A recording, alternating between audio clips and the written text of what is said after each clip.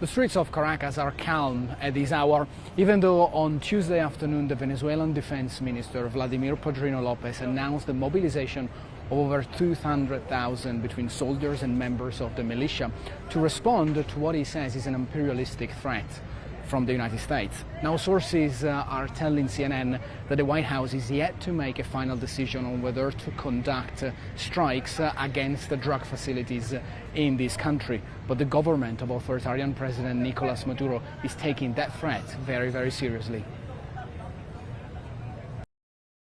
Today's the day where Nicolás Maduro's supporters are coming out in force to respond to what they say is an imperialistic threat from the United States.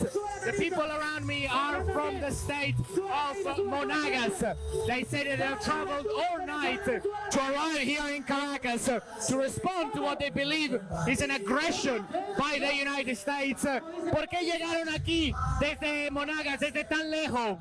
Bueno, porque la juventud venezolana está aquí para apoyar a nuestro presidente Nicolás Maduro por la gestión que ha venido realizando aquí en nuestro país y porque estamos agradecidos porque ha sido un gran presidente que ha tomado a la juventud en cuenta con todo, con los proyectos, nos dio una primera concertación. This march is for young people, students, university students, and Andrea here just next to me said that Nicolás Maduro, in her opinion, is supportive of young people causes and they are here to show their support. It's not that Nicolás Maduro is extremely popular in Venezuela. However, this shows that the government still controls a base of support, especially outside of Caracas. For CNN, this is Stefano Pozzebon, Caracas. We support Venezuela. We'll go out to the streets to defend our homeland with tooth and nail. We are receiving the call from the President of the Republic to defend our homeland. The problems of Venezuelans should be resolved by Venezuelans. I do not pass comment on the domestic problems of a foreign country. We come from the state of Guiana Esquiva. We traveled 19 hours. We arrived at 7 in the morning. It was an experience getting here. But here we are, the youth always present. I feel worried because this affects everything. There is a lot of tension. The United States should not interfere in this manner. I think it's an abuse.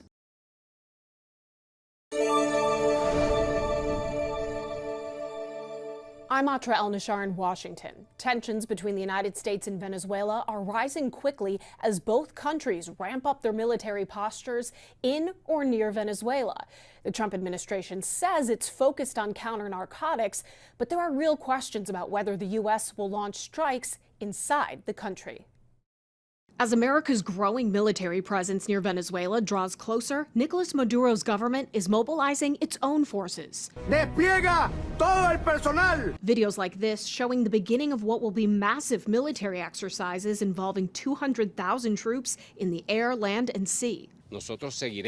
We will continue in our determination to prepare ourselves to defend our homeland in all areas. Whatever the threat, its intensity, its proportion, etc. This came shortly after the U.S. military announced the Gerald R. Ford Carrier Strike Group, with 4,000 sailors aboard, led by the world's largest aircraft carrier, entered Southern Command Tuesday. On the U.S. side, it's plainly too large for a pure counter-narcotics operation.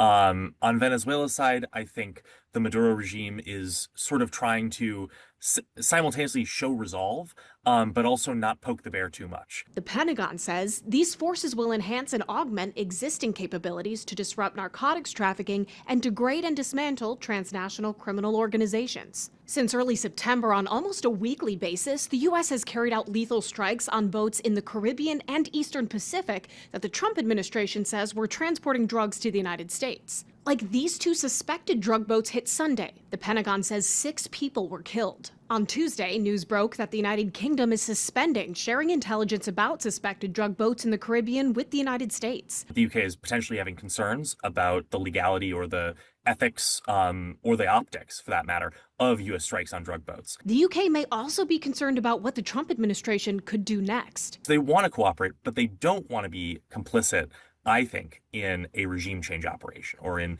unilateral U.S. military attacks on Venezuela.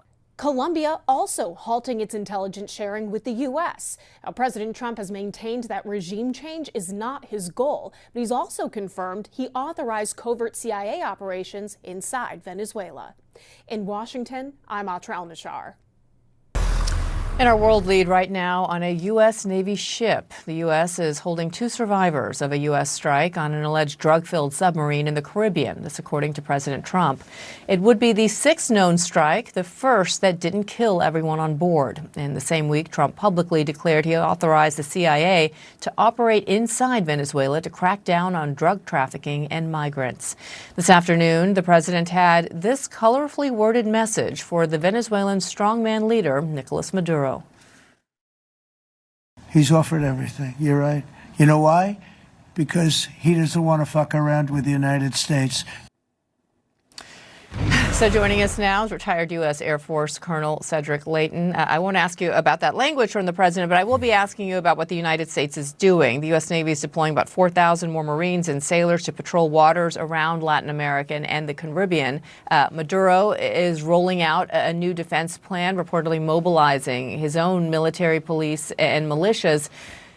Could movements like this mean that both countries are preparing for potentially a larger conflict? Yeah, Bianna, that unfortunately is often historically the case, that when countries mobilize their forces, here we have some Marines getting ready for a training mission, and here we have the Venezuelan National Guard, and they are moving into what looks like a training mission as well. So these are the kinds of things that we have to watch out for, because as troops deploy to areas, we've got about 4,000 U.S. troops in and around Venezuela right now. That could be a telltale sign that they're trying to do something. And once those wheels are set in motion, sometimes it's very hard to stop them.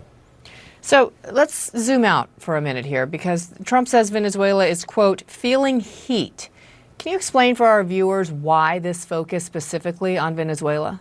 So there's several different factors here, Bianna, but one of them is Tren de Aragua. This is a group that President Trump talks a lot about. They started in Venezuela, but they are in many other places. They also operate here in the United States. One of the things that they do is very clearly and very badly human trafficking. They also do target migrants as part of that human tracking effort. Money laundering is also one of the key elements that they do, and probably most importantly to the U.S. administration is drug smuggling. So that's one aspect of it right there. Then you've got the military aspect.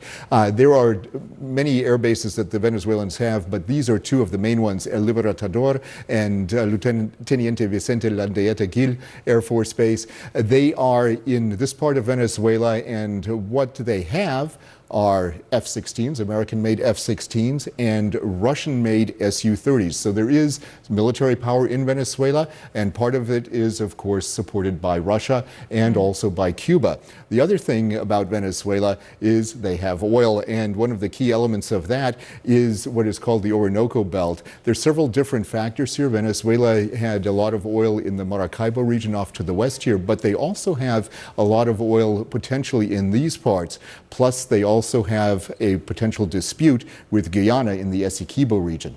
Yeah, it used to be one of the richest countries in the world, given their oil reserves. I do want to ask you and get your take on the head of the U.S. Southern Command stepping down. This is Admiral Alvin Halsey, who led operations in the Caribbean for only a year. And sources are telling CNN that he and Defense Secretary Pete Hegseth did not see eye to eye. This is a high-profile resignation during an incredibly tense time, as you've just laid out. How unusual is that? It is very unusual. Usually when tensions ramp up in a particular theater that is a theater of potential conflict, the person in charge of that combatant command, in this case Southern Command, would stay on in the job and see things through. But what is clear to me about Admiral Halsey stepping down is that there must be some policy disagreement going on here. And one of the key factors is that these attacks against the little ships that we've seen off the Venezuelan coast, they may not quite fit in with the construct of the laws of war. And that's a key factor and could have resulted in his early retirement. All right. Colonel Cedric Leighton, thank you so much. Good to see you. Good to see you too, Bianna.